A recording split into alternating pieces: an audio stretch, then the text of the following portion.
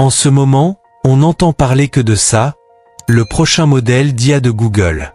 Gemini 4 arrive, et il pourrait tout changer. Alors oui, tous les 2 ou 3 mois, un nouveau modèle sort et la toile s'enflamme. Mais cette fois, j'ai voulu creuser. J'ai tout analysé. Les recherches, les documents qui ont fuité, les benchmarks, les architectures, bref, la totale. Et là, surprise, Gemini 4 ne semble pas être une simple mise à jour. Le fossé entre ce que faisait Gemini 3 et ce que promet Gemini 4 est énorme. Du coup, la vraie question qu'on se pose tous est simple. Est-ce une révolution annoncée, ou juste un coup marketing de plus? C'est exactement ce qu'on va analyser ici. On va essayer de démêler le vrai du faux, de séparer le concret de la spéculation. Voici le plan. D'abord, comprendre la différence entre le buzz et la réalité. Ensuite, voir comment ça fonctionne. Puis analyser les performances et le tournant de l'IA agentique. Et enfin, donner un verdict. Allez, on commence. On va débuter par un point technique que beaucoup de gens ignorent, mais qui est essentiel. C'est ce qui rend Gemini totalement différent de tout ce qu'on a vu avant. Avant, la plupart des IA fonctionnaient séparément. Une pour le texte, une pour les images, une pour l'audio. Un peu comme une voiture avec plusieurs moteurs qui essaient de fonctionner ensemble, pas très efficace. Gemini, lui, change complètement cette approche.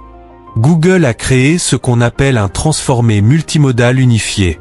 Concrètement, c'est un seul système capable de comprendre le texte, les images, l'audio, la vidéo, le code, tout en même temps. Il n'a pas besoin de traduire entre les formats. Il comprend directement de manière multimodale. Et ça, c'est la vraie révolution. Et là où ça devient encore plus impressionnant, c'est au niveau de la mémoire. Gemini 3 pouvait déjà gérer environ 1 million de tokens, unités de texte. Mais pour Gemini 4, les rumeurs parlent de plusieurs millions de tokens. Pour simplifier, c'est comme lui donner toute la saga Harry Potter d'un coup. Et qu'il se souvienne du moindre détail. Maintenant, imagine ce que ça donne pour analyser des milliers de lignes de code. Comprendre des contrats juridiques complexes. On change complètement d'échelle. Mais attention, l'objectif ne s'arrête pas là. Ce que vise Gemini 4, ce n'est pas juste un chatbot plus intelligent. Le but, c'est de créer un véritable moteur de production créative. On parle de génération de vidéos en haute qualité, compréhension de l'espace en 3D pour la robotique, création musicale. L'idée, c'est de pouvoir lui dire quelque chose comme « Crée-moi une vidéo promotionnelle de 30 secondes » et qu'il génère le script, les images, la musique, la voix off, tout de A à Z. Maintenant, parlons de performance. Parce que la course à l'IA est extrêmement compétitive. Sur certains tests de haut niveau, Gemini 3 était clairement en retard. Par exemple, sur des tests de raisonnement avancé. Gemini 3 plafonnait autour de 37%. Alors que des modèles concurrents comme GPT ou Claude dépassaient les 90%. Autrement dit, Gemini avait environ une bonne réponse sur 3 contre 9 sur 10 pour ses concurrents. Le fossé était énorme. Et ce n'est pas seulement sur les tests académiques. Même sur des tâches professionnelles, l'écart était similaire. Donc pour Gemini 4, l'objectif est clair. Ce n'est pas de s'améliorer légèrement, mais de faire un saut massif pour revenir dans la course. Et c'est là que Google sort une arme secrète, ça s'appelle le mode deepfake.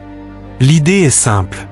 Au lieu de donner la réponse la plus rapide possible, l'IA peut prendre le temps de réfléchir et allouer plus de puissance de calcul aux problèmes complexes. Et apparemment, ça change tout. La preuve avec un test assez impressionnant.